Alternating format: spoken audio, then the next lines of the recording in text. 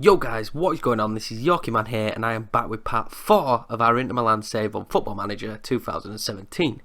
And since I left you last in disappointment, definite disappointment, things have carried on the way they were. We lost 2-0 to Roma, Santon got sent off, and I was starting I had my little brief moment where I said I might go in the transfer window and just panic buy and buy everyone I could. I didn't 100% do that. That wasn't 100% done. Did I panic buy a little bit? I don't know. I don't see him as a panic buy, but it was a huge money. It was the biggest amount of money we spent on a single player, and he does sometimes, but he's definitely not really starting for us right now. In the future, I think definitely 100% will be a great player, and I think personally in real life he's a very good player. After we sold Antonio Candavera, if that's his name, to Real Madrid for 15.25 million. Don't know why they wanted him. Do not know why they wanted him. He's done absolutely. His stats look awesome, don't they? They look fantastic. Advanced playmaker on the wing, brilliant. He did nothing for me. Absolutely nothing. Let's have a quick look at his career stats. Inter Milan, 19 million we paid for him. So I made a loss on him, but technically it wasn't my loss because I didn't sign him. I would have never signed him. 8 appearances, 6.63 average. Did nothing. Absolutely nothing. Not a loss at all. So after he went out, I thought, I need to sign someone. I looked at a few players and genuinely was going to go in for more than Tin Jedvaj. But we went in for Jedvaj, and I think he's a brilliant defender. Prefer him as a right back. But they think he's a great centre defender. Not good enough yet to be starting, but look, he's potential. He is absolute potential. Yes, he's not a starter yet, but he will be a starter, and he's brilliant potential. And yes, 21 million's a lot, especially for a team that could do with probably just signing first-team players right now, considering the position we're in. But he's a good player, and he's going to be a great player in the future, so I'm not too worried. And as the schedule suggests, after our loss to Roma, it went quite well. It went pretty well. We played against Juventus in the cup, and we drew 2-2. After full time, Higuain is unbelievably overpowered. I would go to say that Higuain is probably the best striker on this game this year in season 1. 100% without a doubt. But Santon actually came back after being sent off against Roma and scored, and their goalkeeper Neto made an absolutely terrible mistake, which led to an own goal. It went to penalties, and we managed to actually win with them only scoring 2 penalties. Then we played Sassuolo, and it was 2-2, and it shouldn't have been 2-2. This is a game we should have won. I'm not completely hurt about it because the odd draw, if you can see, since we played a last group game in the Euro Cup, which was before January, at the start of December kind of, we've had a run where we've just lost only one game, so I'm not fixated right now on the fact that our position in the league or what's going on. We're on a good run. We're doing fantastic. But this probably should have been a victory. But hey, rare occasion. Stefan Jovetic scored a goal, guys. I cannot believe it. It's not taken him that long to put a goal in the back of the net, but now he's a true signing for us. We then went and played against Torino, Belotti's old club, and I thought I'll give him a start, and he scored against them as we won 3-1. With Jovetic getting yet another goal. And then I said I was going to do Shakhtar live commed, and I wish I had done now, but I said I would do both legs, but I thought there's no point really. I'll just do, I don't know, let me know your feelings in the comments. If you want them to be like double headers, I will do, but I thought I might as well just sit down and record this in one sitting, instead of doing both legs, and just see how we got on in the first leg. And we actually went and won 3-0, which was an absolute turnout for the Bucks to make, because I thought Shakhtar was a bad draw, and I do believe that the Euro Cup or Europa League is literally the only way that we are going to get Champions League. I just feel like we're going to struggle to finish top 3. I think we'll finish 4th. But anyway, we beat them 3-0, and then after that we went to play against Atalanta, where Melo scored an absolute screamer, his first goal for the club, I believe, and Belotti scored again. So he's come in and he's done pretty well. Like, I still feel like in the summer I will lose Icardi, especially if we don't have Champions League football. I feel like Inter Milan as a club, even if we finish third, I'm going to struggle to keep Icardi. Man City want him, PSG want him, Real Madrid, all the big teams want him, so if I get my 75 million or whatever, it's fine. Icardi can go, and we're just going to have to start rebuilding. There's some great young strikers in the squad, and Belotti coming in and scoring just gives me a little bit of faith when it comes to that happening. But we didn't. We ended up having 2 players sent off in Gary Medel and Ever Banega, but they had Carlos Carmona sent off as well. But Medel is someone who I'm going to keep around. Why not keep around? He's a suitable squad player. But I feel like Benega's not really done it for me. He takes up one of those non-EU spots. He's statistically looks good, but all round he's not been a superstar, which I think Inter expected him to be. I know we got him on a free, but he's not been a superstar at all, and I think maybe he may be moved on in the summer. Again, let me know what you think about that, but he's just really not done it for me. So we are going to have the second leg of the Shakhtar game. I know we're already 3 up and it's probably maybe a given, but I'm really counting for these live-com wins, so I'm quite happy that it might be a given. You never know, we may pick the team and it may go dreadfully. This is the formation I'm using. Now, the original formation I downloaded is it's called Gamebreaker. I think the guy used it. I will get the information because it should be shared. Used it with West Ham. I have changed the tactic around.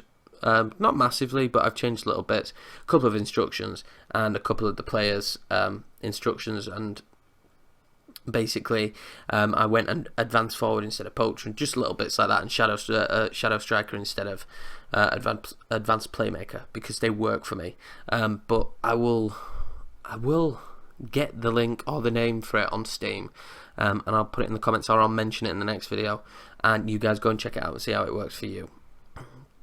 But let's do a quick pick. And it's difficult, right? Because you would say there's no point me starting like a great team. So Izzo can come in. That's not saying Izzo's not great. Jedved can get a game. I feel like Belotti should play. Barbosa should start. See, Banega, I've got so many people who I'm training now to play that shadow striker position. Let's give Vela a game, who's been trained for that position. Who else? You can come on the bench. Let's get some of these and let's get... yeah, on the bench. Because he's... How many goals has he scored now for me? He's got 2. It's ridiculous. If you're looking for some youngsters. Yeah, 4 appearances, 2 goals this season, so it's not bad. But there's David Morello, who just looks unbelievable to start off with, and the 5-star potential, ability potential. Actually, at 16, just drives me insane. But I've given him 4 games this season, but he's only 16. And this guy as well, Andrea Pinamonte. I think that's how you say his name. Again, not great at this. But he as well has unbelievable potential, and just to have those 2 players, it just really makes me want to keep this save going for it. Maybe more than 3 seasons, just to see how they develop. But they're definite look at as pickups if you're doing a save. Damn, we have left back troubles. Why do we have? Don't we have Carl Jenkinson and Davide Santon? Neither of them can play. Great. Well, it's just what you want, isn't it? It's just, and you're not registered. I can't register, Right, so Rabiot is going to play left back. It's a new one for him. I'm sure he's going to enjoy it. Shakhtar, I did not see being an easy game, to be honest with you. In fact, I thought Shakhtar was a really difficult draw. Now, that's not saying that they're not a good team, but we won the first leg and we were away. Being away in Ukraine, I thought was going to be more difficult than being at home. But I am playing quite second string here. So, all it takes is a couple of early goals. But I believe in the squad. Go on, Barbosa. Get the ball in. No. Mario. Medal. Belotti. Ooh. Oh. Belotti looks good. I got to admit, on this year's FM, he's the must-have guy, isn't he? He's the must-have pickup. If you've got him on your save, guys, let me know how he's getting on. But I think most YouTubers are going for him, and that put me off. But I suppose I'm not going to get the opportunity to use him on the next save. I've not fully decided what the next save is going to be. The hard grind out save, the one that'll probably then last for the rest of the duration. Oh, on goal! Oh, the rest of the duration of Football Manager 2017. At the minute, I'm looking at I think it's 2-tier Scotland save, where Scotland's been restructured and remade, and there's a little bit more money. You don't instantly start with it, but there's a little bit more money you can win from competitions and stuff, and hopefully over time that'll be rebuilding Scotland. And I think I'm basically just going to take a team in the second tier. I'm thinking probably Peterhead, and just try and progress that way. I'm looking at that really because I think Scotland's football structure at the minute is really poor. And the national side, you can tell, are definitely suffering. England beating them 3-0 the other day. It wasn't a hard-fought victory for England, I don't feel, and Scotland should be more difficult, as Medell scores an absolute screamer, I bet, but he weren't offside. Don't worry, Barbosa was. Cheers, Barbosa. Thanks, mate. But anyway, if that Scotland save comes off, I mean, it's one I've tried doing for the past 3 seasons, but got caught up in other saves or doing something else. So I definitely want to look at sinking my teeth into that one this year at some point. I think I've already found the download for it. So Barbosa is having a terrible day. He's had a bad day. Again, this is just making me think I should have live come the first game, because that was exciting. And this one has been really dead. I know I'm playing the second string, but we've been all over him. This formation was okay when I first tried it. Now, obviously, the guy who made it, and I'm not going to take any credit for the formation, but the guy who made it designed for his West Ham team, and I noticed my players just didn't fit into it. So sometimes, guys, when you download tactics, it's a good base template to build on, and I know a lot of people out there do download them, and it is a good template to build on, but it doesn't mean the tactics complete or will even suit your team. So I tweaked a few things, and the tactics started working brilliantly, as I thought we were about to concede. But the tactics been working brilliantly. My possessions regularly 60% and up. We're always statistically, even against the better teams, coming out better. And I'm definitely getting better joy out of my forwards, although it doesn't look like it in this game. I'm definitely getting more joy out of my forwards with it. So definitely look at them, see what you've got in your squad, and tweak them. And a tactic that somebody else has made that you think is it's not fantastic, that can soon change.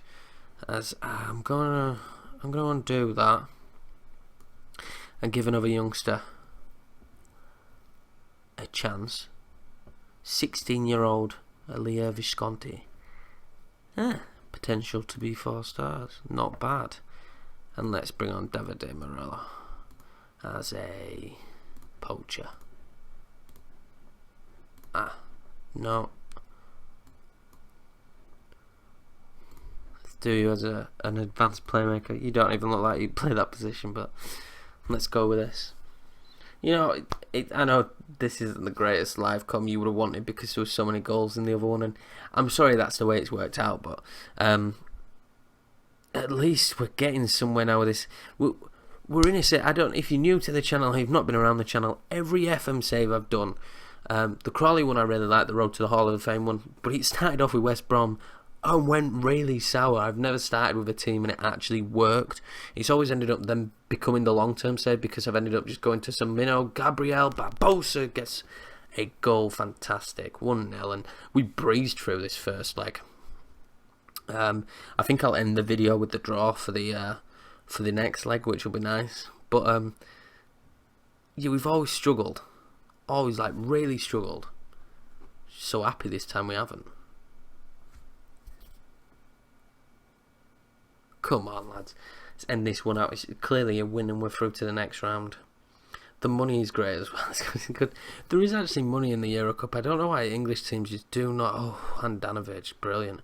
I don't know why English teams just don't treat it with a little bit more respect. I think they have to now, because especially for a team like I was thinking, a team like Man United.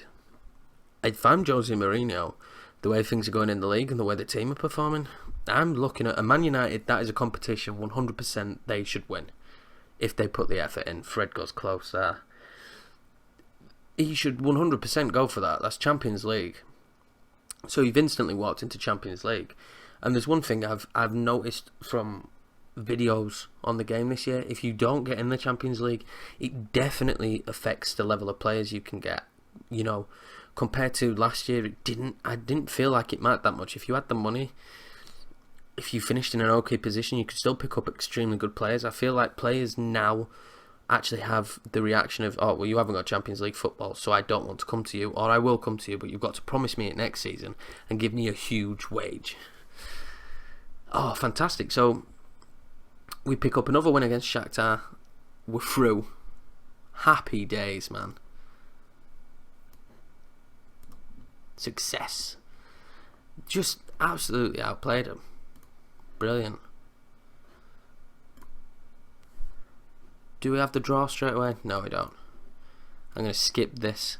Right, I will be back for the draw for the next round so we can see who we get, and then I'll end the episode there.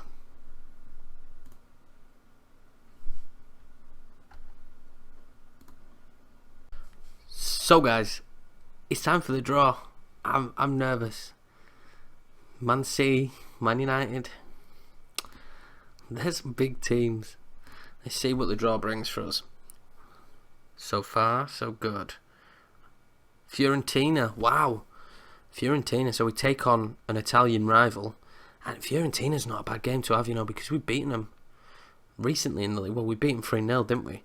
So, fantastic. So we've got Fiorentina in the Euro Cup, so that changes the schedule a little bit. Right, so I have to kind of decide whether it's going to be the Fiorentina second leg or the AC Milan second leg. Now, I'm basically just going to judge it on how the first leg goes for both of them. If I feel like the Fiorentina game is going to be tense, I might end up doing them both. I might end up doing the second leg for both of them. So we'll have a 2-game gap. I think that might be what works out best. So that's probably what we're looking at. Anyway, guys, thanks a lot for watching. I'm so happy we're on such a good run of form. We have Chievo next to us, second in the league. Hopefully we pick up a win. Wish me luck in the cups as well. It's been intense. I'm really enjoying the save. So thanks a lot for watching, guys, and I'll catch you in the next one.